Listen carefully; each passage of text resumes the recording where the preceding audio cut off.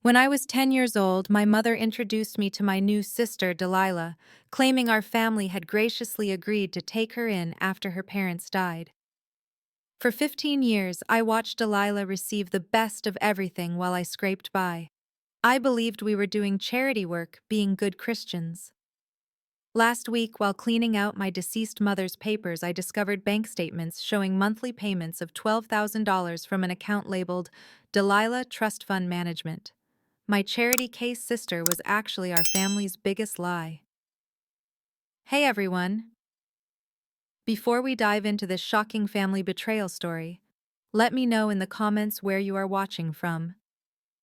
If stories about family deception and long overdue justice get your blood pumping like they do mine, smash that like button and subscribe for more jaw-dropping revenge tales. Trust me, what I discovered about my so-called sister will leave you questioning everything you think you know about family loyalty. Growing up, Delilah was the golden child who could do no wrong. While I wore hand-me-downs from church donation boxes, she strutted around in designer clothes. When I asked for new shoes because mine had holes, Mom would sigh and say we needed to tighten our budget because supporting Delilah was expensive. Meanwhile, Delilah got a brand new car for her 16th birthday while I rode the bus. I accepted this dynamic because I genuinely believed we were helping an orphan. Mom painted this beautiful picture of Christian charity, how our family was blessed to help someone less fortunate. She would tear up talking about Delilah's tragic backstory, parents killed in a car accident, no other family social services placing her with us out of desperation. I felt proud of our sacrifice. The favoritism was blatant, but explained away easily.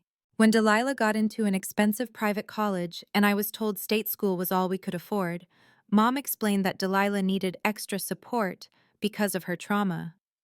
When Delilah received a full bedroom makeover while my room remained unchanged since middle school, Mom said we wanted Delilah to feel truly welcomed and loved.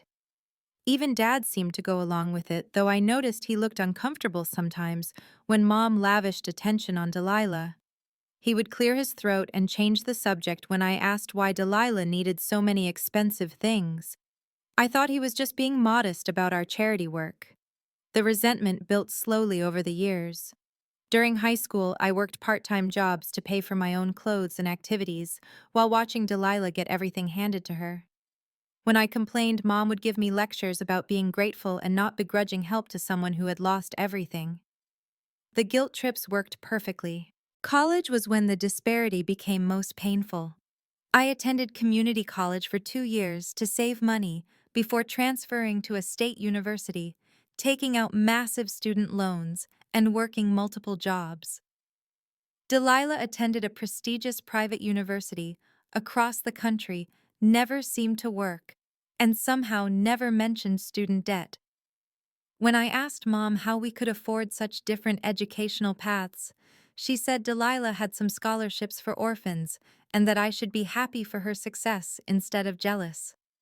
After graduation, I moved back home to help care for Mom when she got sick. Delilah remained across the country, pursuing a master's degree. She visited twice in 2 years, always just long enough to charm Mom and receive praise for her accomplishments. I was the one emptying bedpans and driving to chemotherapy appointments, but Delilah was the daughter Mom bragged about to the neighbors. When Mom died last month, Delilah flew in for the funeral, wearing a black designer dress that probably cost more than my monthly rent. She gave a beautiful eulogy about how grateful she was that our family took her in and gave her such opportunities. Everyone commented on what a lovely, successful young woman she had become, thanks to our family's generosity. I felt proud despite my complicated feelings. The real shock came when I started going through Mom's financial papers to settle the estate. I expected to find evidence of our family's financial struggles, documentation of the sacrifices we made to support Delilah. Instead, I found something that made my blood run cold. Hidden in a folder marked Investment Records were bank statements for an account I had never heard of. The account name was Delilah Trust Fund Management, and it showed monthly deposits of $12,000 for the past 15 years. $12,000 every single month, totaling over $2 million. I stared at those statements until my hands shook. The deposits came from something called Whitmore Estate Services, with a note field that consistently read guardian compensation and child support payments. Guardian compensation, child support. Not charity, not Christian kindness. Business. My mind raced as I calculated the timeline. The payments started exactly when Delilah came to live with us. They continued through her entire childhood adolescence and into her college years. The final payment was made just 3 months ago, shortly before Mom's cancer took a turn for the worse. I grabbed my laptop and started researching Whitmore Estate Services. What I found made everything click into place with sickening clarity. The company managed trust funds for wealthy families, particularly focusing on guardianship arrangements for minor children whose parents had died but left substantial inheritances. Delilah was not some poor orphan we charitably took in.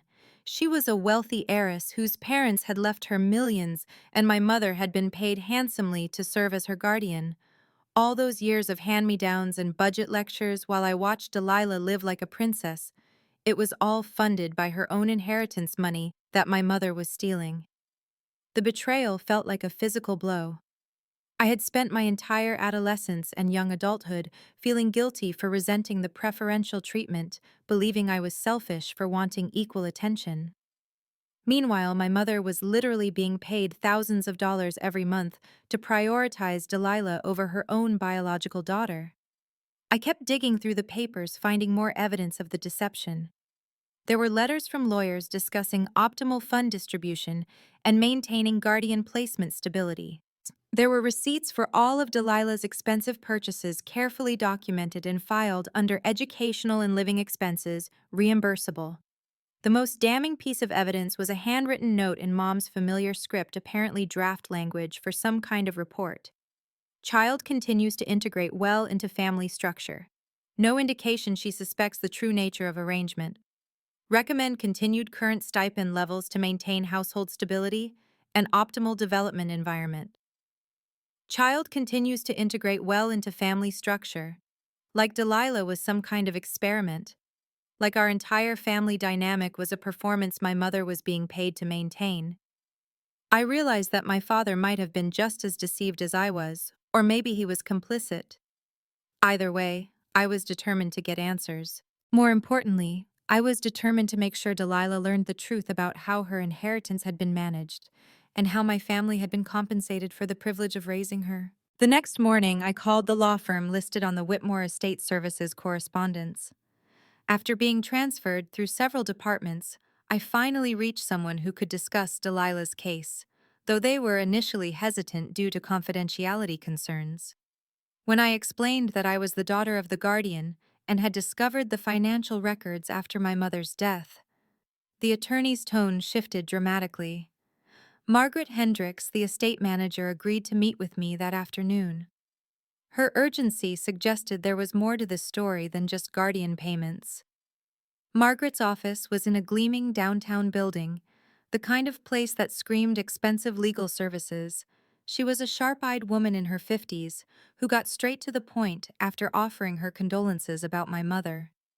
"Your mother's guardianship arrangement was quite unusual," Margaret began, pulling out a thick file. "Delilah's parents died when she was 9, leaving her an inheritance of approximately $8.7 million. The will specified that she should be placed with a family that would provide normal childhood experiences rather than institutional care. $8.7 million. I felt dizzy hearing the actual number. Margaret continued. The arrangement was that the guardian family would receive monthly payments to cover all expenses related to Delilah's care, plus additional compensation for the service.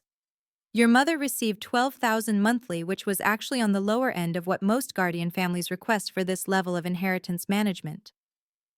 So everything, her clothes, her car, her college tuition, that all came from her own money. Correct. Plus, your mother received approximately $3,000 monthly as personal compensation for her guardianship duties. The remaining funds were invested and have grown substantially over the years." I felt sick. What was Delilah supposed to know about this arrangement? Margaret's expression grew troubled. "That's where things get complicated. The original plan was for Delilah to be gradually informed about her inheritance starting at age 16 with full disclosure by 18. She should have been managing her own finances by the time she turned 21. She's 25 now, I said slowly. Yes, and that's a serious problem. We've been trying to contact your mother for the past several years about transferring account management to Delilah directly. Your mother kept requesting extensions, claiming that Delilah wasn't emotionally ready to handle the responsibility of her inheritance. The picture became clearer and more infuriating. So my mother has been controlling millions of dollars that rightfully belong to Delilah while letting her believe she was dependent on our family's charity. It appears that way. We have documentation of several attempts to schedule meetings with Delilah directly, but your mother insisted on handling all communication. She claimed that revealing the inheritance would be psychologically damaging given Delilah's trauma around her parents' death.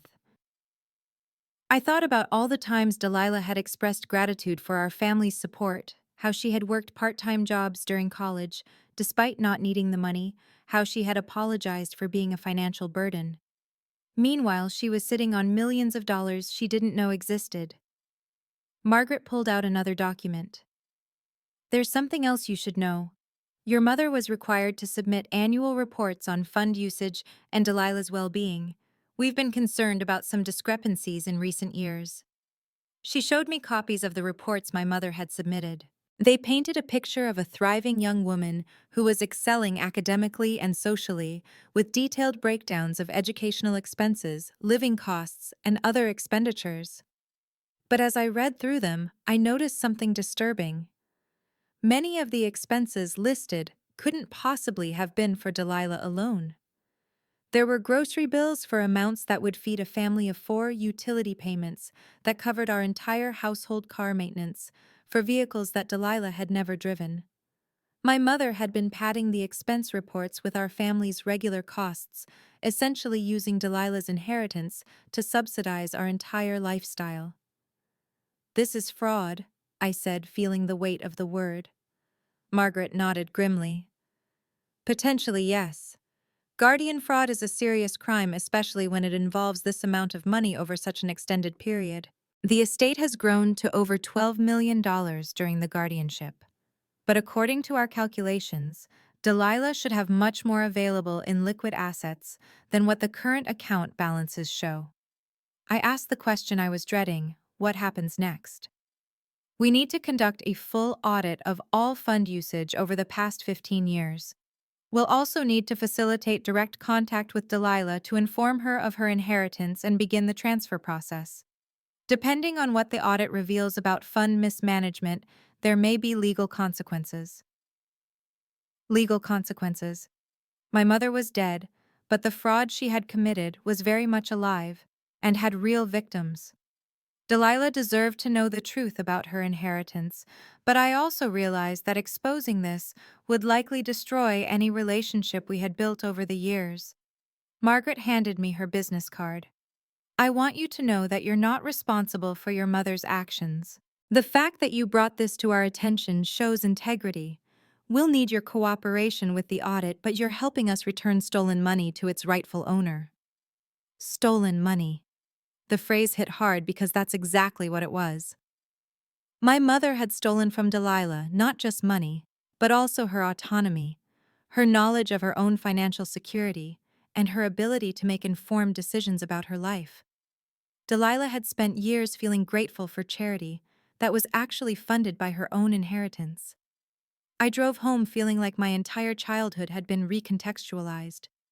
Every family vacation we couldn't afford, every time Mom said money was tight, every sacrifice I thought we were making for Delilah, it was all lies built on top of fraud. We weren't heroes helping an orphan. We were beneficiaries of a theft that had been going on for over a decade. That evening, I sat in my childhood bedroom surrounded by legal documents and bank statements, trying to figure out how to approach Delilah. She deserved to know the truth. But I also knew that learning about this betrayal would devastate her. The family she had trusted and felt grateful toward had been systematically stealing from her while making her feel like a burden. I decided that regardless of the personal cost, Delilah needed to know everything. She had the right to understand her true financial situation and to make decisions about her life based on accurate information. More than that, she deserved justice for what had been done to her, even if it meant exposing my own family's crimes.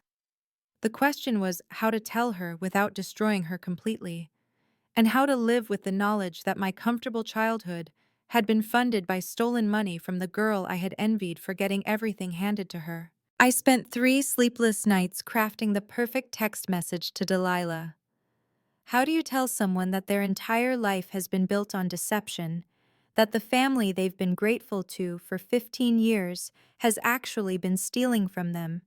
Every draft sounded either too casual or too dramatic for such earth-shattering news. Finally, I decided on something simple. Hey Delilah, I found some paperwork while settling Mom's estate that I think you should see. Could we meet for coffee this weekend? It's important. Her response came quickly. Of course, is everything okay with the estate? I hope there aren't any complications with the inheritance stuff. The irony of her concern about inheritance complications made my stomach turn.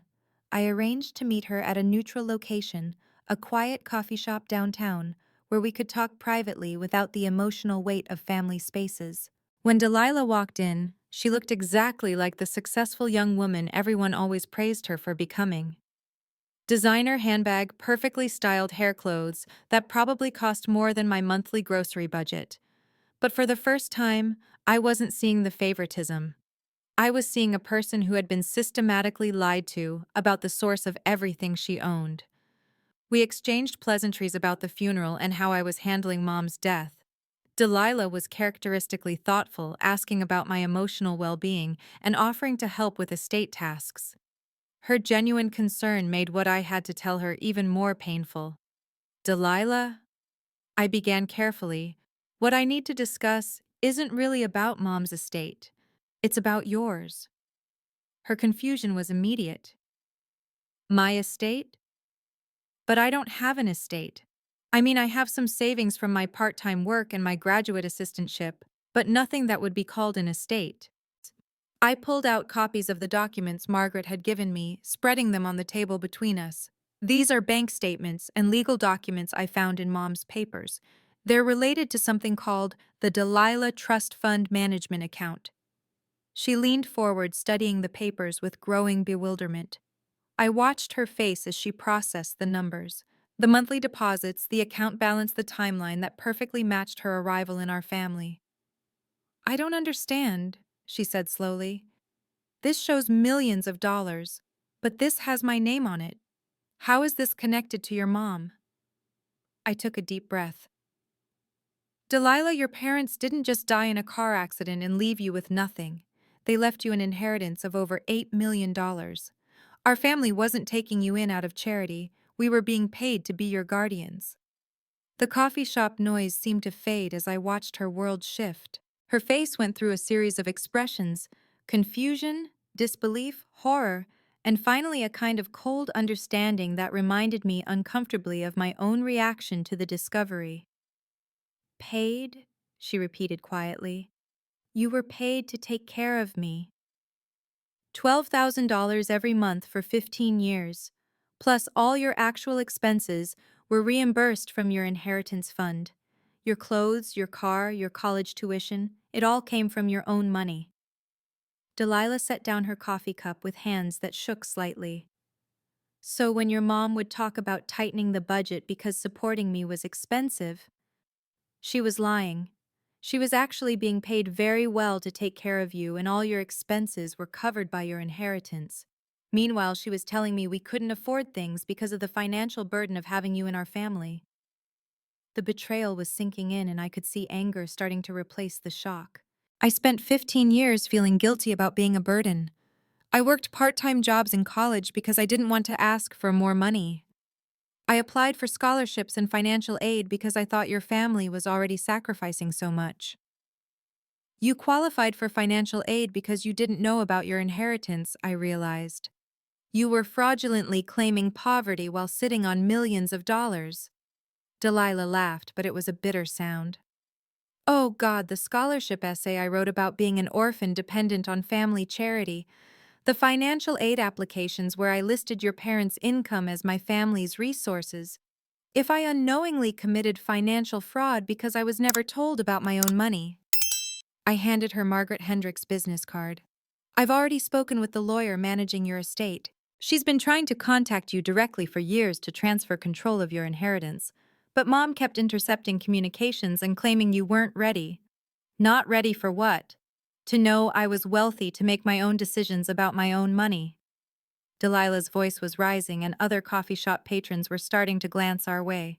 I leaned forward, lowering my voice. Delilah, it gets worse. I think Mom was also stealing from your account. The expense reports she submitted to the estate management company included things that weren't for you: family groceries, household utilities, car maintenance for vehicles you never used. She was essentially using your inheritance to subsidize our entire family's lifestyle. The color drained from Delilah's face. How much? We don't know yet. The lawyer is conducting a full audit, but potentially hundreds of thousands of dollars over the years. Delilah stared at the documents, and I could see her mentally reviewing 15 years of interactions with my family. Every thank you she had expressed, every moment of gratitude for our generosity, every time she had felt guilty about costing us money. It was all built on lies. I need to call this lawyer, she said finally. Today. She's expecting your call. Delilah, I want you to know that I had no idea about any of this.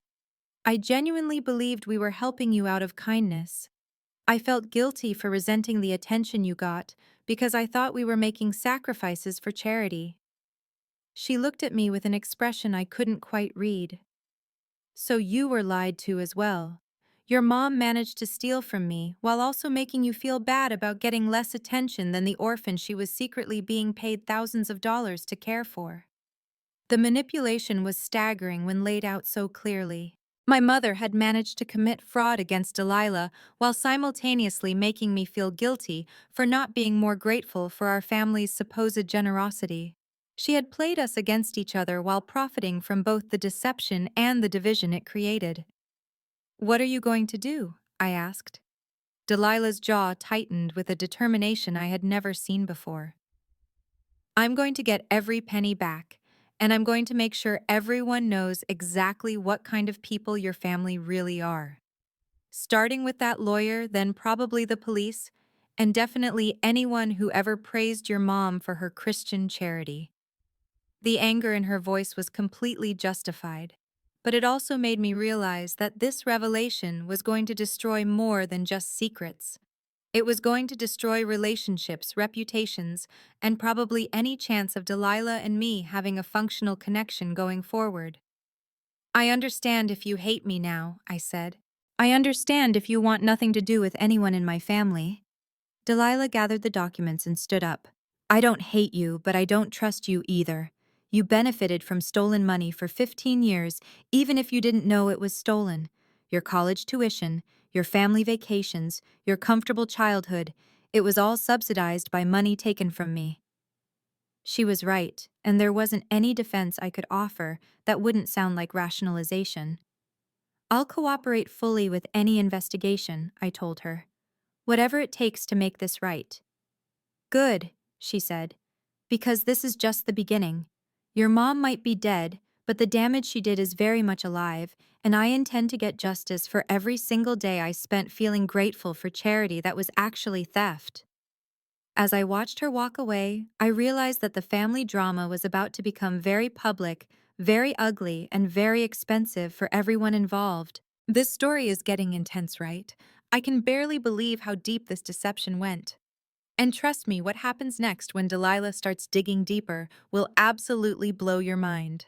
If you're invested in seeing how this family fraud finally gets exposed, make sure you stick around for the next part, where everything starts falling apart. Margaret Hendricks called me 2 days after my coffee meeting with Delilah. Her voice was grim when she delivered the audit results. The fraud is extensive, she said without preamble. Over the 15-year period, we estimate approximately $400,000 was diverted from Delilah's account for expenses that had nothing to do with her care. Your mother essentially used Delilah's inheritance as a personal ATM. $400,000. The number made me physically nauseous. There's more, Margaret continued. We've discovered that your mother opened credit cards in Delilah's name when she turned 18, using her social security number and inheritance documentation as proof of income. She accumulated over $60,000 in debt across multiple cards, all while Delilah had no knowledge the accounts existed. Identity theft on top of guardian fraud. My mother had committed multiple felonies while maintaining her reputation as a pillar of our church community. The credit card debt has been destroying Delilah's credit score for 7 years, Margaret explained. She's been denied apartment applications, car loans, and credit applications without understanding why. Your mother was making minimum payments from Delilah's inheritance fund, so the account stayed current, but the debt-to-income ratio made Delilah look financially irresponsible to future creditors. I thought about all the times Delilah had mentioned struggling to get approved for apartments or having to pay larger security deposits. She had attributed it to being young and having limited credit history, never knowing that someone was actively destroying her financial reputation. What happens now? I asked, though I was dreading the answer. Delilah has decided to pursue criminal charges. We've contacted the district attorney's office, and they're treating this as a complex financial fraud case. The fact that your mother is deceased complicates prosecution, but there are still serious legal implications for the estate and potentially other family members. Other family members. That would include me and my father. We've also discovered something else troubling, Margaret continued. Your mother attempted to have Delilah declared mentally incompetent last year. She filed paperwork claiming that Delilah was unable to manage her own finances due to psychological trauma from her parents' death. The betrayal kept getting deeper. What would that have accomplished? If successful, it would have allowed your mother to maintain guardianship indefinitely, continuing to collect the monthly payments and control the inheritance. Fortunately, the petition was denied because Delilah wasn't present to undergo evaluation, and your mother couldn't provide adequate medical documentation of incompetence. My mother had tried to have Delilah declared mentally incompetent to steal from her permanently. The woman I had thought was a charitable Christian had been willing to destroy someone's legal autonomy to continue her fraud. That afternoon, 2 detectives showed up at my door. Detective Rodriguez and Detective Murphy were from the Financial Crimes Unit, and they were very interested in discussing my knowledge of the guardianship arrangement. We understand the situation is complicated for you, Detective Rodriguez said as we sat in my living room. But we need to determine what family members knew about the fraudulent activity and when they knew it. I showed them everything I had discovered, walking through the timeline of my own realization about the deception. They were particularly interested in my father's potential involvement. Your father's name appears on several bank documents as a secondary account holder, Detective Murphy noted. It's difficult to believe he was completely unaware of monthly deposits totaling $12,000. That evening I confronted my father directly. I found him in his workshop, where he had been spending most of his time since Mom's funeral, avoiding conversations about the estate settlement. Dad, we need to talk about Delilah and the money. His shoulders sagged immediately. He didn't ask what money or pretend confusion. He just set down his tools and looked defeated. How long have you known? I asked. Since the beginning, he admitted quietly. Your mother explained that we were being compensated for taking care of Delilah, and that Delilah would be told about her inheritance when she was older. I thought it was a reasonable arrangement. But she was never told. For 15 years, Dad. And Mom was stealing from her account. Dad's face crumpled. I didn't know about the stealing. I swear I didn't know about that. Your mother handled all the financial paperwork. She told me the money was for Delilah's expenses and our compensation for guardianship. What about when Delilah turned 18, 21, 25? When were you planning to tell her? I asked your mother about that several times over the years. She always said the lawyers advised waiting because Delilah wasn't emotionally ready. She said revealing the inheritance too early could be psychologically damaging. My father had been complicit, but he had also been manipulated by my mother's lies. Still, his willingness to go along with the deception for 15 years made him partially responsible for the damage done to Delilah's life. The police are investigating, I told him. Delilah is pressing charges. This is going to become very public and there are going to be legal consequences. Dad nodded slowly. What your mother did was wrong. What I allowed to happen was wrong. Delilah deserves justice, even if it destroys our family's reputation.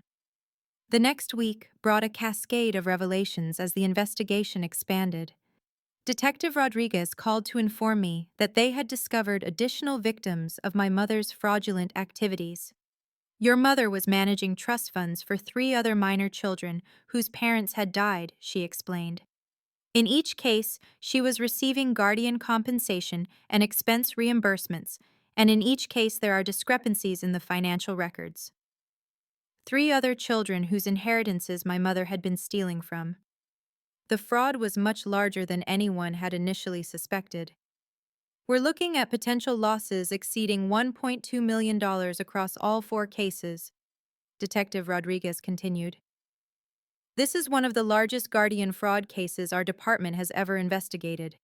The local newspaper picked up the story within days.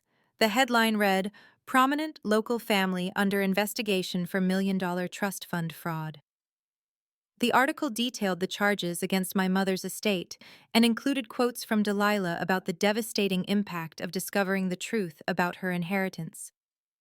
Our church community was shocked. My mother had been a respected member for over 20 years, known for her charitable work and moral leadership. The revelation that she had been systematically stealing from orphaned children while maintaining a facade of Christian generosity sent shockwaves through our social circle. Several families came forward with their own concerns about financial arrangements they had made with my mother over the years. She had managed estate planning and financial advice for multiple church members, and now everyone was questioning whether they had been victims of fraud as well. The investigation expanded to include the Internal Revenue Service, as my mother had failed to report the guardian compensation as income and had potentially claimed fraudulent deductions for charitable giving and dependent care expenses. Delilah gave an interview to the local television station that aired during the evening news. She spoke with dignity and composure about the betrayal, but her anger was evident. I spent 15 years feeling grateful to a family that was being paid thousands of dollars to tolerate my presence, she said. I was made to feel like a burden, while my own inheritance money was funding their comfortable lifestyle. The psychological manipulation was just as damaging as the financial theft. The interview ended with Delilah announcing her intention to pursue civil lawsuits against my father and the estate to recover all stolen funds plus damages for the emotional trauma and credit destruction she had suffered. My mother's criminal empire was collapsing, and everyone associated with our family was about to face the consequences of her 15-year fraud scheme. The civil lawsuit papers arrived on a Tuesday morning, delivered by a process server who seemed almost apologetic about the situation. Delilah was suing my father's estate for full restitution of stolen funds, punitive damages, and compensation for credit damage and emotional distress. The total amount sought was over $2 million. My father sat in his kitchen reading through the legal documents with shaking hands. "She's going to take everything," he said quietly. "The house, the retirement accounts, everything your mother and I worked for." "Dad, everything you worked for was subsidized by stolen money," I reminded him. "Our mortgage payments, our family vacations, my college tuition, it was all paid for with money taken from Delilah and those other kids. The house we had lived in for 20 years was worth approximately $400,000, but it still carried a mortgage balance of $150,000. My father's retirement accounts totaled about $300,000. Even liquidating everything wouldn't come close to covering the restitution amount, especially once punitive damages and legal fees were calculated. The investigation had revealed even more disturbing details about my mother's fraud scheme. She had been falsifying medical records to justify continued guardianship, claiming that Delilah and the other children under her care suffered from various psychological conditions that prevented them from managing their own finances. Dr. Patricia Simmons, a psychologist who had supposedly evaluated Delilah multiple times over the years, came forward to report that she had never met Delilah and had never provided any assessments related to her mental health. My mother had been forging medical documentation to support her claims of the children's incompetence. Your mother showed real sophistication in her criminal activities, Detective Rodriguez explained during one of our meetings. She created an entire paper trail of false documentation to support her theft. This wasn't opportunistic crime. This was planned, systematic fraud conducted over many years. The other victims of my mother's scheme were also coming forward. The Brennan family had lost their daughter Sarah to cancer when she was 12, leaving behind a trust fund worth over $2 million. My mother had been Sarah's guardian for 3 years before the girl's death, during which time approximately $200,000 had been diverted for fraudulent expenses. The Martinez family had lost both parents in a workplace accident, leaving behind twin boys who were 10 years old at the time. My mother had managed their inheritance for 5 years, during which over $300,000 had been stolen through inflated expense reports and unauthorized personal purchases.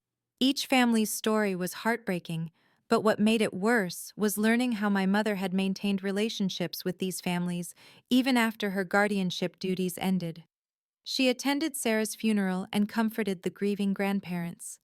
She sent birthday cards to the Martinez twins and maintained the fiction that she had sacrificed financially to help raise them.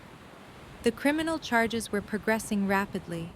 Even though my mother was dead, the district attorney's office was pursuing charges against the estate and investigating potential charges against my father for conspiracy and accessory to fraud.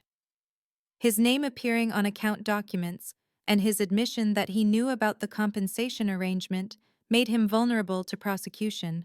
My father's lawyer advised him to cooperate fully with the investigation and consider pleading guilty to reduce charges in exchange for testimony about my mother's criminal activities. The prospect of my elderly father going to prison was devastating, but his complicity in the 15-year fraud scheme made criminal liability almost inevitable. The media attention intensified when a local investigative reporter discovered that my mother had been serving on the board of directors for a charity that helped orphaned children. The irony of her stealing from the exact population she claimed to advocate for made the story even more compelling to journalists. Channel 7 ran a week-long series called Stolen Childhoods that detailed each victim's story and the sophisticated methods my mother used to hide her crimes. The series included interviews with financial experts who explained how guardian fraud typically works and what warning signs family members should watch for. Our church community was in crisis. Pastor Williams held a special congregation meeting to address the scandal and its impact on the church's reputation.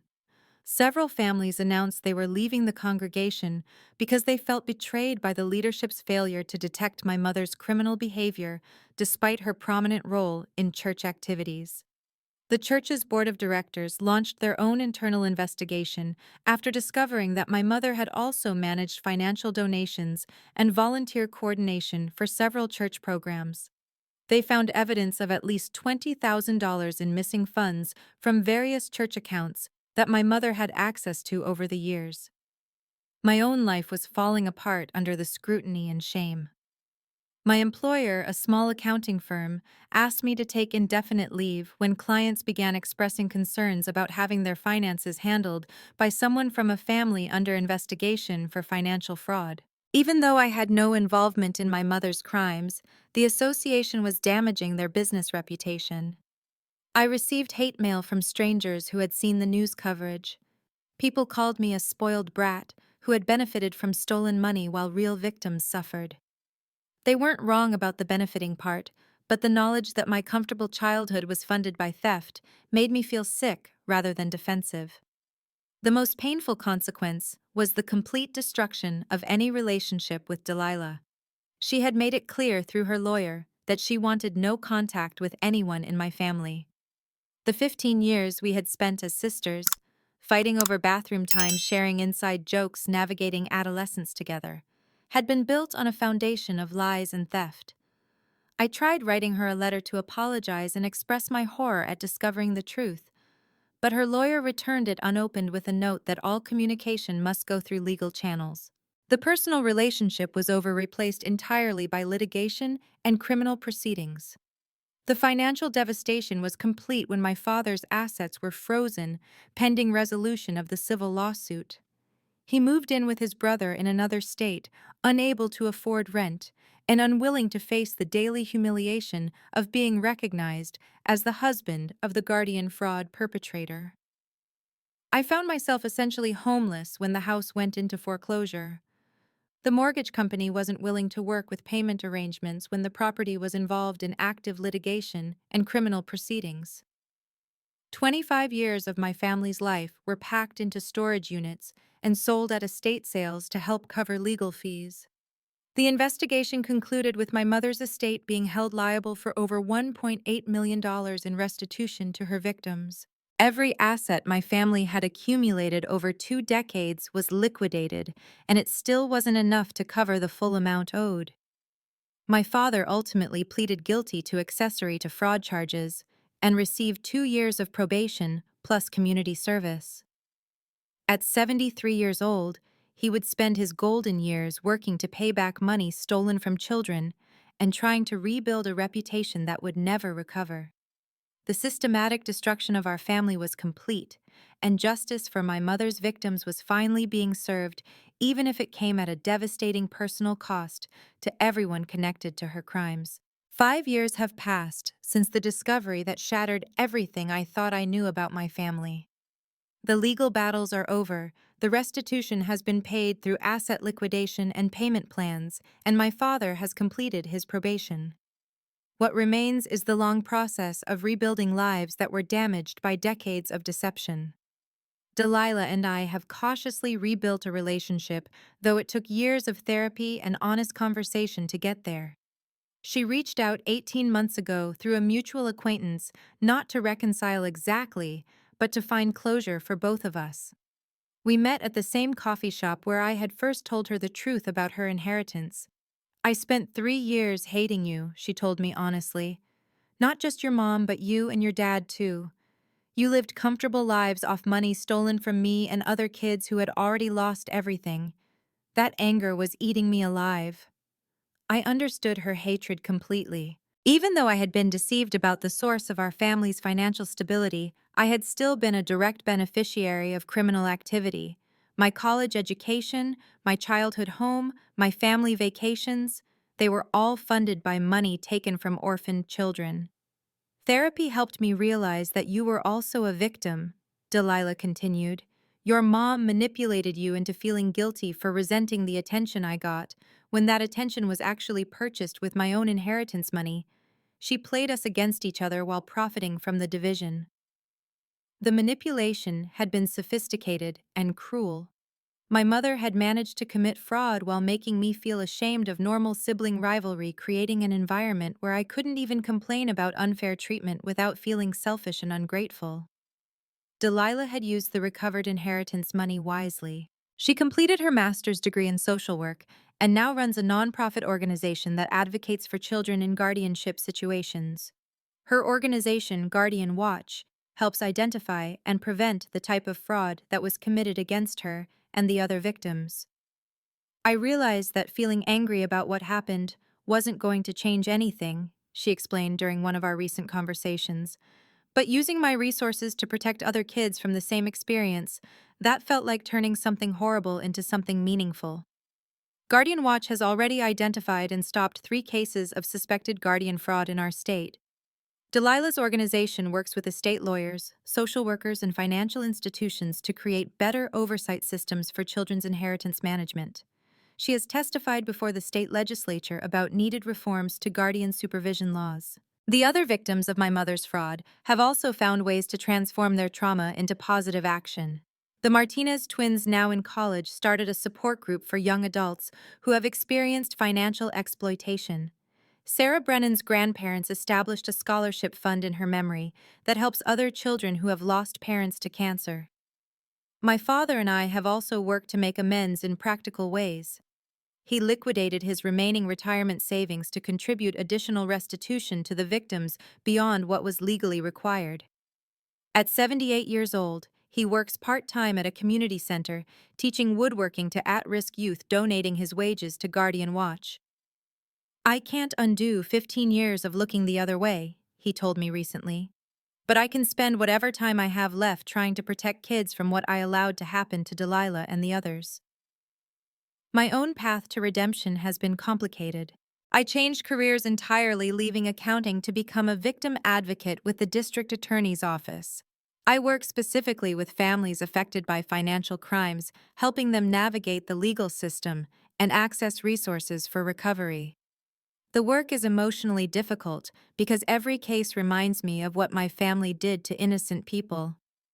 But it also feels like the only way I can live with the knowledge that my comfortable childhood was built on theft from children who had already suffered tremendous losses. I have been completely transparent with my colleagues and clients about my family history.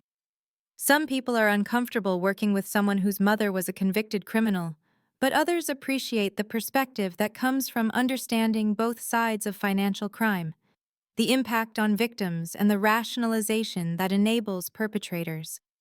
The most important lesson I have learned is that family loyalty cannot supersede moral responsibility. For 15 years, I accepted an obviously unfair family dynamic because I trusted my mother's explanations about charity and sacrifice.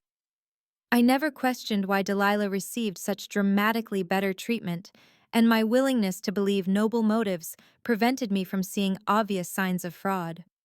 The red flags had been everywhere. The expensive gifts that supposedly stretched our budget, while my mother somehow always found money for them.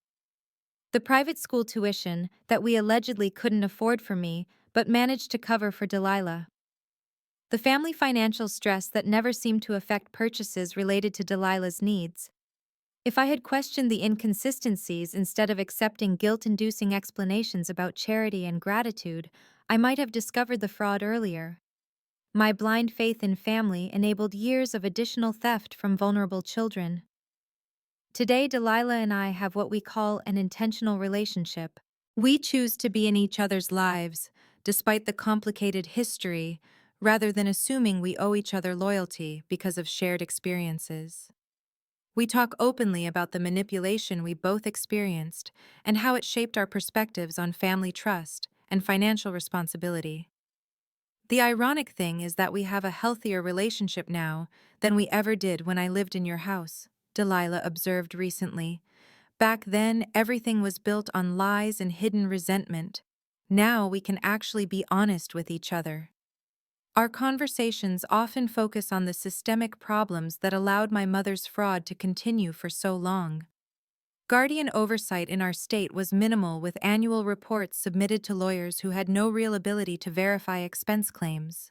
Financial institutions didn't flag unusual patterns in trust fund usage. Social services didn't conduct regular check-ins with children in private guardian arrangements. Many of these problems have been addressed through legislation that Delilah helped advocate for. Guardian families now undergo more thorough background checks. Financial oversight is more rigorous, and children in guardianship have access to independent advocates who can identify potential abuse or exploitation. The changes won't undo the damage done to Delilah, the Martinez twins, Sarah Brennan, or the other children who were victimized by my mother's fraud scheme. But they might prevent future children from experiencing the same betrayal of trust and theft of resources. Looking back on this whole experience, I keep thinking about how family secrets can destroy so many lives when the truth finally comes out. Have you ever discovered something about your family that completely changed how you saw your childhood? Or maybe you have seen karma catch up with someone who thought they would never face consequences for their actions. I would love to hear your thoughts in the comments below. These kinds of family justice stories seem to really resonate with people who have dealt with betrayal or deception in their own lives. If this story about long overdue justice and family drama kept you engaged, please hit that like button and subscribe for more real life revenge and vindication stories. Share this with anyone who appreciates seeing manipulative people finally get what they deserve. Thank you so much for watching, and remember that the truth always has a way of surfacing, eventually, even when it takes years. Sometimes the best revenge really is just letting karma do its work, while you focus on building something better from the ashes of betrayal.